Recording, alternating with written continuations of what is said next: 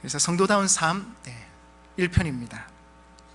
어떤 것이 성도다운 삶일까? 또 여러 가지 고민하는 가운데 말씀 따라 사시는 분들이 오늘 새 힘을 얻고 다시 한번 용기를 얻는 그런 귀한 시간이 되었으면 합니다. 신앙생활 하면서 우리 안에 드는 질문이 있습니다. 하나님 살아 계시다면 믿는 자들이 잘 되어야 할 텐데, 저 믿지 않는 사람들, 저 악한 사람들이 잘 되고 성공하는 것을 보면서 배가 아프기도 하고, 하나님 살아 계신 거 맞나? 그러면서 주변에서 사람들이 하는 얘기가 그것이요. 야, 니도 좀 편하게 살아라. 뭐 그렇게 힘들게 살아가노? 한 번뿐인 인생 적당히 즐기면서 예배드리면서 충분히 할 수 있다. 적당히. 한쪽 발은 세상에, 한쪽 발은 교회에. 하나님이 왜 다리를 2개 주셨겠노? 양다리 걸치라고 주신 거 아니겠나? 양다리 걸치고 그렇게 편하게 살아가라. 그렇게 얘기합니다. 그러면서 우리의 신앙이 흔들리는 것이요. 야, 그래, 내가 잘못 생각했는가? 그래, 즐기면서 해도 되겠다. 적당히 타협해가면서, 합의해가면서 그렇게 살아가자. 여러분, 오늘 읽은 본문 말라기서가 그런 시대의 내용을 담고 있습니다. 사람들이 점점 세상에 타협하고 적당히 현실에 안주하면서 그렇게 살아갑니다. 수룹바벨 이후 에스라와 느헤미야와 같은 지도자들이 이스라엘 민족의 영적인 회복을 위해서 힘썼습니다. 또한 학개와 스가랴도 이를 도왔습니다. 그리하여 예루살렘 성전이 재건되고 수도 예루살렘이 정비되어 이제는 어느 정도 나라로서의 기능을 회복하게 되었고 점차 안정된 삶을 살아갈 수 있게 되었습니다. 이스라엘 백성들은 성전이 재건되고 수도가 정비되면 하나님께서 다시금 큰 축복을 주셔서 이스라엘 민족을 세계의 중심에 세워주실 것이라고 믿었습니다. 이제 자신들의 원수와 대적들이 모두 그들 앞에 무릎을 꿇게 되고 자신들이 세상에서 가장 잘 나가고 인정받는 민족이 될 것이라 생각했습니다. 그런데 문제는 성전과 도시가 재건되었지만 이스라엘 백성들의 삶은 여전히 힘들고 고통스러웠다는 것입니다. 시간이 좀 지나면 괜찮아지겠지. 하나님이 도와주실 거야. 꽤 긴 시간을 기다렸지만 희망이 보이지 않습니다. 그래서 이스라엘 백성들은 성전을 건축하고 난 후 깊은 회의와 나태함에 빠지고 말았습니다. 결국은 자신들을 인도한 하나님을 원망하게 되었습니다. 점차 참된 신앙을 잃어버리고 형식적인 신앙생활을 하게 되었습니다. 점점 하나님과 멀어지고 불신앙의 길로 걸어가게 된 것이지요. 이때 하나님께서는 말라기 선지자를 보내셔서 이스라엘 백성들의 영적인 각성을 촉구하게 되었고 회개하고 하나님께 돌아오라는 메시지를 선포하게 하셨습니다.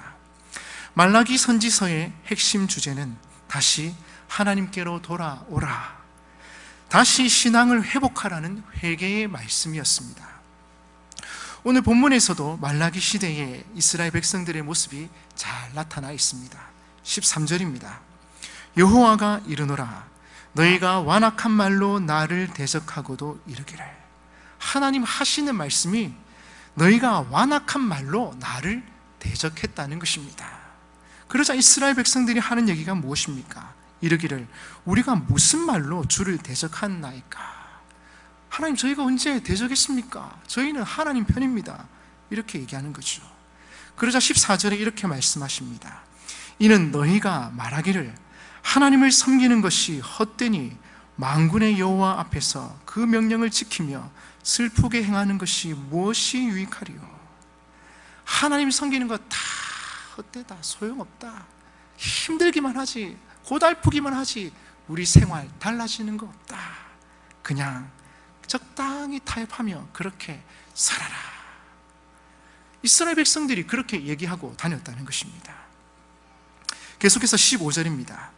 지금 우리는 교만한 자가 복되다 하며 악을 행하는 자가 번성하며 하나님을 시험하는 자가 화를 면한다 하노라 함이라.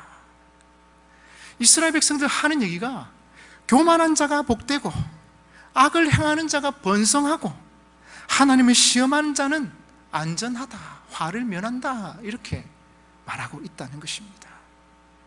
큰 축복을 기대했지만 복을 누리지 못하자 이들이 큰 실망에 빠져서 이렇게 불신앙적인 말을 하고 있는 것입니다.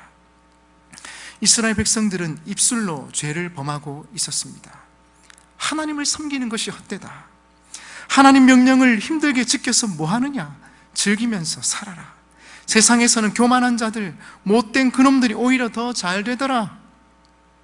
이렇게 하나님에 대해서 원망하고 있었습니다. 하나님께서는 13절에서 이들이 완악한 말로 나를 대적했다고 표현합니다. 대적이라는 표현이 좀 과격하게 느껴질지도 모르겠습니다. 그러나 적은 내부에 있다고 하지 않습니까? 우리를 대적하는 적보다 오히려 물을 흐리는 한 마리의 미꾸라지가 우리들에게는 더 큰 적으로 느껴지곤 합니다. 예를 들어서 후반기에 고등부에서 전도 행사를 하려고 합니다. 제가 이렇게 얘기하겠죠.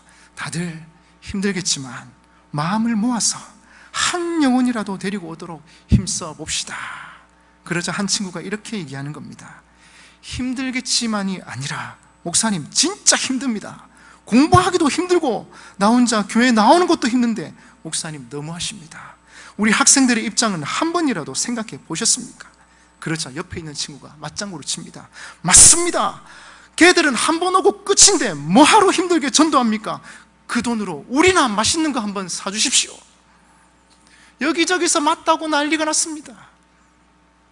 이렇게 찬물을 끼얹어 버리고 나면 전도할 분위기가 만들어지지 않습니다. 전도를 방해하는 악한 사단의 세력보다 내부의 적이 오히려 더 우리의 마음을 아프고 힘들게 합니다. 그래서 하나님께서 이런 표현을 사용하고 계시는 것입니다. 너희가 완악한 말로 나를 대적하고 있다. 여러분, 우리가 부주의하게 내던진 말 한마디가 이런 파급 효과를 가져올 수도 있습니다. 그래서 우리는 말을 조심해서 해야 합니다. 우리의 말에는 힘이 있고 큰 영향력이 있습니다. 계속해서 주변 사람들로부터 부정적인 말을 들으면 부정적인 사람이 되어버리고, 믿음 있는 말을 들으면 믿음 있는 사람이 됩니다. 이스라엘의 12정탐꾼을 기억하십니까? 10사람의 부정적인 보고로 인해서 이스라엘 백성들 전체가 울고 통곡하면서 하나님을 원망하게 되었습니다. 여호수아와 갈렙이 백성들을 아무리 설득하려고 해도 이미 그 부정적인 말의 영향력이 그들을 지배하고 말았습니다. 왜 이런 일이 벌어졌습니까? 10사람이 부정적인 씨앗을 뿌리니까 다 부정적이 되었습니다. 말에는 힘이 있고 큰 영향력이 있습니다. 반면에 믿음의 사람 다윗은 어떠했습니까? 골리앗 앞에서 온 이스라엘 백성들이 벌벌 떨며 공포와 두려움 가운데 있었습니다. 누구 하나 나가서 싸우려는 사람이 없었습니다. 그때 어린 소년 다윗이 나가서 외쳤습니다. 우리가 이길 수 있다. 하나님께서 우리와 함께 하시면 우리가 능히 이길 것이다. 골리앗아, 너는 칼과 창과 단창을 들고 나에게 나아오지만 나는 지금도 살아계신 만군의 여호와의 이름을 들고 너에게 나아가노라. 아멘이십니까? 믿음으로 선포하고 나가 싸웠더니 골리앗을 무찔러 이겼습니다. 그랬더니 두려움에 떨던 사람들이 확신에 찬 사람이 되어버렸고, 믿음 없던 그들이 믿음 있는 사람으로 변화되었습니다. 다윗 한 사람의 믿음의 선포와 승리로 말미암아 온 백성의 믿음이 회복되었고 블레셋을 쫓아내고 말았습니다. 여러분, 우리의 말에는 힘이 있고 큰 영향력이 있습니다. 그러므로 말을 어떻게 하느냐에 따라서 분위기를, 인생을 좌지우지할 수 있습니다. 성도는 어떤 사람입니까? 불신의 말을 하는 사람이 아니라 믿음의 말을 함으로써 주변에 믿음을 심고 주변을 변화시키는 믿음의 불씨라는 사실을 기억하셔야 합니다. 여러분, 우리는 믿음의 불씨가 되어야 합니다. 따라서 입술에서 부정적인 말은 단 한마디도 나가지 않도록 우리의 입술을 잘 지켜야 합니다. 성경을 보니까 이스라엘 백성들은 말을 잘못해서 망했던 것 같기도 합니다. 조금만 어렵고 힘들면 못 살겠다, 죽겠다, 하나님이 어디 있느냐 하고 소리쳤습니다. 잠언 18장 21절에 보시면 죽고 사는 것이 혀의 힘에 달렸나니 혀를 쓰기 좋아하는 자는 혀의 열매를 먹으리라 했습니다. 우리가 하나님 앞에서 어떻게 말하느냐에 따라서 죽기도 하고 살기도 한다는 것입니다. 출애굽하는 이스라엘 백성들은 걸핏하면 하나님 앞에서 이렇게 말했습니다. 이 광야에서 죽었으면 좋겠다. 그래서 그들 모두 광야에서 죽지 않았습니까? 입술의 말이 중요합니다. 우리가 한 말 그대로 하나님께서 이루어 주십니다. 왜 그렇습니까? 하나님은 들으시는 하나님이시기 때문입니다. 민수기 14장 28절, 너희 말이 내 귀에 들린 대로 내가 너희에게 행하리니.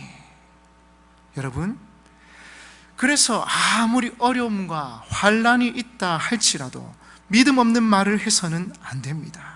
지금도 우리와 함께 하시는 성령께서 우리의 말을 듣고 계실 뿐만 아니라 우리의 말에는 엄청난 힘이 있기 때문입니다. 따라서 우리는 불신의 말이 아닌 믿음의 말을 함으로써 믿음을 심고 주변을 변화시키는 믿음의 불씨가 되어야 합니다. 아멘이십니까? 그런 믿음의 불씨가 되시기를 주님의 이름으로 축복합니다. 하나님께서 우리의 그런 말 한마디에 감동하시고 다시금 힘을 주시고 능력을 입혀 주실 것입니다. 오늘 이 밤이 그런 회복의 밤이 되시기를 주님의 이름으로 축복합니다. 여러분, 왜 많은 성도들이 부자의 형통을 보고 또 악인의 형통을 보고 부러워하고 낙심해서 못 살겠다고 하는 것입니까? 그 근본적인 이유는 미래에 대한 확실한 비전이 없기 때문입니다. 실제로 믿음이 있다고 하면서도 하늘나라에 대한 소망은 없고 또 그런 것이 믿어지지도 않습니다. 너무 멀게만 느껴지는 것이지요. 다만 이 땅에서 어떻게 하면 잘 먹고 잘 살 수 있을까? 어떻게 하면 편하게 살 수 있을까? 그 생각을 하기 때문에 낙심하고 넘어지는 것 같습니다. 그러므로 우리는 사람을 보고 세상을 보는 것이 아니라 주님께서 우리에게 주신 하늘 소망을 바라볼 수 있어야 합니다. 하나님께서 우리에게 주신 사명, 우리에게 주신 꿈과 비전을 바라보는 것입니다. 그러해야 아픔이 있고 고난이 있는 우리의 삶 속에서도 희망을 볼 수 있고 밝은 내일을 볼 수 있습니다. 이것이 우리에게 힘을 줄 뿐만 아니라 그 속에서 우리는 하나님의 영광을 보게 되는 것입니다. 지금 우리 교회의 현실도 그리 녹록하지만은 않은 상황입니다. 그러나 하나님 주시는 꿈과 비전을 가지고 미래를 바라볼 수 있어야 합니다. 그리할 때 우리의 삶에 하나님 주시는 꿈과 희망으로 말미암아 새 힘이 나고 낙심하지 않고 버틸 수 있는 것입니다. 그런 꿈과 비전의 사람 되시기를 간절히 바랍니다. 또 한 가지 우리가 낙심하게 되는 이유는 우리의 부분적인 헌신에 있는 것 같습니다. 주님을 위해서 완전히 내 몸을 집어던진 사람은 절대로 낭망하지 않습니다. 잃어버릴 것도 없고 그래서 낭망하지도 않습니다. 어떤 사람이 제일 힘드냐면 반쯤은 세상에, 반쯤은 주의 일 하는 식으로 양다리 걸친 사람들입니다. 이 사람들이 제일 피곤합니다. 그들은 봉사도 합니다. 예배도 드립니다. 그런데 반쪽짜리 예배를 드립니다. 하나님께 예물을 드리는데 아까워서 눈먼 것과 저는 것을 바칩니다. 껍데기뿐인 예배를 드립니다. 11조도 드립니다. 온전한 11조가 아닐 뿐이지 할 것은 다 합니다. 하나님 보십시오. 제가 봉사를 안 합니까? 11조를 안 합니까? 다 하는데 왜 축복을 안 해주십니까? 원망이 나오게 되는 것입니다. 여러분, 그런 의미에서 우리는 심플 라이프, 단순한 삶을 살 필요가 있습니다. 마태복음 22장에 보시면 어떤 율법사가 예수님을 찾아가게 됩니다. 예수님, 계명 중에 제일 큰 것이 무엇입니까? 질문합니다. 예수님은 간단하게 두 가지를 언급하셨습니다. 내 마음을 다하고 목숨을 다하고 뜻을 다하여 주 너의 하나님을 사랑하라 하셨으니 이것이 크고 첫째 되는 계명이요 둘째는 그와 같으니 내 이웃을 내 몸과 같이 사랑하라. 여러분, 우리 인생에 있어서 모든 것을 다 할 수는 없습니다. 그러나 제일 중요한 것을 붙드는 단순한 삶, 이것이 우리에게 필요합니다. 우리가 배우자를 고름에 있어서도 그렇지 않았습니까? 피부는 이성찬 목사님처럼 뽀얗고 키는 황지훈 목사님 정도, 찬양은 백경태 목사님 정도 하면 되고, 연륜과 학식은 구동환 목사님, 매너는 신민식 목사님. 여러분, 청년들 그런 사람 없습니다. 다 갖춘 사람 없습니다. 그래서 가장 중요한 것을 붙드는 것입니다. 버스 지하철에서 본드를 파는 사람이 있었습니다. 이 본드 한 번 붙이면 100년 동안 떨어지지 않는 강력한 본드입니다. 사람이 매달려도 안 떨어집니다. 그런데 여러분, 이것만 줍니까? 아닙니다. 지금은 특별 선전 기간이기에 보너스가 있습니다. 안 나오네요. 빛도 있습니다. 거울도 있습니다. 자, 그뿐만이 아닙니다. 그리고는 귀이게 볼펜, 메모지, 사인펜을 꺼내 보입니다. 전부 합해서 10,000원입니다. 10,000원. 단돈 10,000원에 모시느냐? 아니요, 반 딱 잘라서 5,000원에 모시겠습니다. 그러자 사람들이 벌떼같이 모여듭니다. 우와, 빨리 사야지. 그런데 집에 와서 보니까 본드는 풀보다 접착력이 약합니다. 빗을 빚었더니 빗가락이 하나씩 부러지기 시작합니다. 이야, 완전 속았다. 다 좋은 거 얻으려다가 다 실패하고 말았습니다. 그런데 여러분, 우리 인생도 마찬가지인 것 같습니다. 9가지 다 중요하기에 이것저것 다 잘하려고 하면 다 놓치고 맙니다. 예수 믿는 사람은 그런 존재가 아닙니다. 예수님께서 뭐라고 하셨습니까? 마음을 다하고 목숨을 다하고 뜻을 다하여 주 너의 하나님을 사랑하라 하셨으니 이것만 붙들면 되는 것입니다. 하나 더 붙들라 한다면 내 이웃을 내 몸과 같이 사랑하라 하는 것입니다. 불편하더라도 힘들더라도 단순하게 살아가는 것, 그러면서 무엇을 붙들 것인가? 오직 예수님을 붙들고 예수님의 말씀 증거하는 삶, 이것이 진정한 그리스도인의 삶입니다. 여러분, 우리는 밤낮 무엇을 먹을까? 무엇을 입을까? 어디 가면 옷이 쌀까? 어떻게 하면 재미있을까? 어떻게 하면 살을 뺄까? 물론 그런 것도 삶에서 중요한 부분을 차지합니다. 그러나 그것은 절대적인 문제는 아닙니다. 우리 삶에서 가장 중요한 문제인 어떻게 하면 하나님을 사랑하고 이웃을 사랑하며 그 영혼을 살릴 수 있을까 하는 그 문제만을 붙들고 단순하게 살아가는 것, 이것이 바로 성도다운 삶입니다. 그러기 위해서 우리가 할 수 있는 것, 첫째는 하나님 주시는 꿈과 비전을 바라보는 것입니다. 하나님 주시는 미래를 보면 흔들리지 않고 믿음으로 나아갈 수 있습니다. 둘째로 온전히 헌신하는 것입니다. 어정쩡하게 세상에 한 발, 교회에 한 발 담그는 것이 아니라 양발을 다 집어넣고 주를 위해 살겠습니다, 주를 위해 죽겠습니다 하고 나아가면 하나님 살려주시는 은혜가 있습니다. 그러한 삶 가운데 하나님의 평안이 임하고 하나님의 능력이 임하며 하나님의 축복이 임하게 될 것입니다. 세상에서 제일 마음 편한 사람이 누구인지 아십니까? 미친 사람입니다.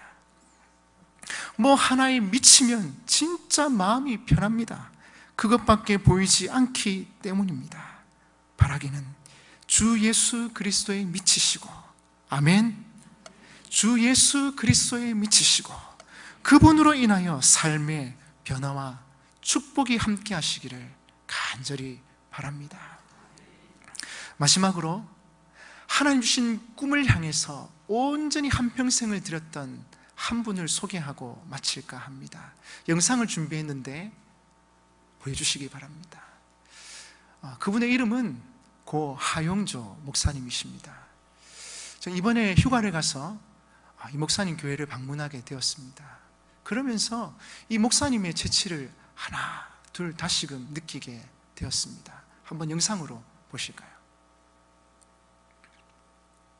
앞에 불도 좀 꺼주시고. 저 같은 경우는 개인적으로 입이 할 말이 없어요. 간암 수술을 8번, 7번씩 받고 투석하고, 제가 가끔 여기에 올라오면 비틀비틀하고 올라오잖아요. 이걸 불평할 수도 있지만 나는 그래도 와서 설교할 수 있는 게 얼마나 감사한지 몰라요. 이게 내 감사예요. 아픈 것도 감사해요. 죽게 된 것도 감사해요. 그러니까 감사하고 싶으면 감사 안 할 게 하나도 없어요. 여러분, 무슨 일을 만나든지 감사하세요.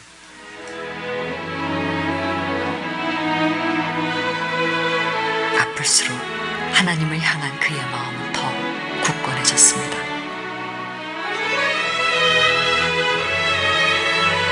열심을 다하고 목숨을 다해 하나님을 선포하고 있다는 사실을 목사님은 몸으로 증거해 보여주었습니다.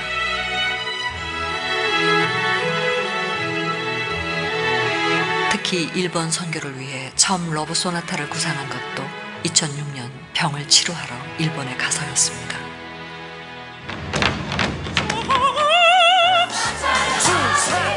그리고 2007년부터 러브 소나타를 시작했고, 병중에서도 열심을 다해 일본 선교에 힘쓰는 그에게서 일본인들은 큰 감동을 받았습니다. 하나님의 사랑은 포기하지 않는 그가 전하는 복음은 일본인들 마음에 꽂혔습니다. 끈질기고 처절한 사랑입니다. 잠을 못 잘 때는 너무 힘들어서 아내와 더불어 밤새도록 엉엉 울어요. 하나님 어떻게 이렇게 살겠습니까? 교인들에게도 부끄럽고 좀 고쳐주세요. 근데 하나님이 또 살려주시고 또 살려주시고 또 새 힘을 주시는 그것은 하나님을 내가 앙망하기 때문에 그런 거예요. 제가 여기까지 버틴 게 뭐냐면 설교 때문에. 나는 어떤 마음으로 설교하냐면 이 강단에서 쓰러져 죽을지언정 나는 설교를 하겠다, 이 마음이 내게 있어요. 그러면 그분을 거절하지 말고 받아들이세요. その時神様は皆さんを拒絶することなく受け入れてください。 예수님을 믿었더니 마이크를 들 힘조차 없을 때에도 그는 설교를 포기하지 않았습니다. 보지 말고 미래를 보세요. 皆さん過去を見ないで未来を見上げてください。 내가 죽을 때 설교하다 죽었으면 좋겠다. 이게 내 비전이고 내 꿈이고 내 마음이에요. 강대상으로 오르는 길을 천국의 길이라고 생각했던 하나님의 사람 하용조. 네, 영상은 여기까지입니다.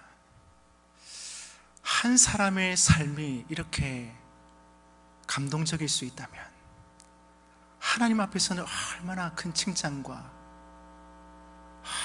얼마나 큰 축복을 받을 수 있겠습니까? 한평생 우리 힘들고 어려워도 불평하지 않고 하나님 앞에서 나에게 주신 사명 감당했던 단순한 삶, 하나님 주시는 꿈을 향해서 온전히 헌신하며 살아갔던 삶, 얼마나 감동적입니까? 7번 간암 수술을 하면서도 다 나는 설교하다가 죽겠다, 하나님 내게 주신 사명이 설교이고 영혼들 깨우는 것이니까 그거 하다 주님 품으로 가겠다. 여러분, 이게 성도다운 삶이 아니겠습니까?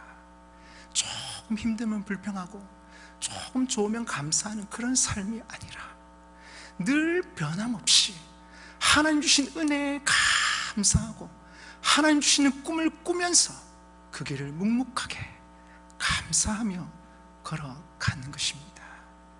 여러분, 이 시대에 우리가 해야 될 일들이 너무 많습니다. 말라기 시대와 마찬가지로 지금 이 시대가 갈수록 악해져 가고 있고 다음 세대들이 영적으로 무너져 가고 있습니다. 우리가 해야 될 일들이 너무 많습니다. 여러분, 성도다운 삶은 하나님 주시는 꿈과 비전을 향해 절대로 세상과 타협하지 않고 단순하고 명확하게 그 하나님 명령대로, 하나님 말씀대로 살아가는 삶입니다. 여러분, 우리가 한 번뿐인 삶, 그렇게 주님께 살아드림으로 말미암아 진짜 내 자식들이 본을 받고 우리 김해가, 우리 모든 민족교회가 하나님의 축복과 은혜를 받는 놀라운 하나님의 은혜가 있었으면 합니다. 우리 금요 기도에 오시는 분들은 우리 교회에서 가장 기도 많이 하고 가장 많이 섬기는 분들이 아닙니까?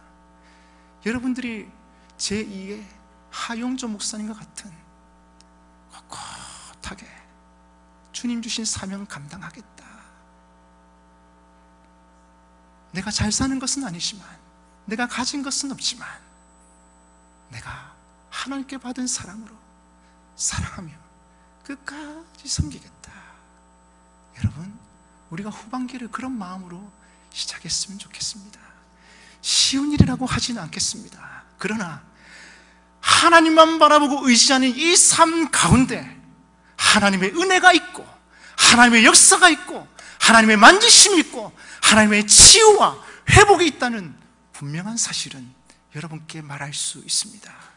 우리가 마음을 다하고 정성을 다하고 뜻을 다하고 목숨을 다할 때 하나님이 감동하시고 우리의 삶을 만지시고 회복시키시고 치유하시며 우리의 삶을 통해 놀라운 하나님의 역사가 나타나게 될 것입니다. 그런 축복의 통로, 은혜의 통로 되시기를 주님의 이름으로 축복합니다.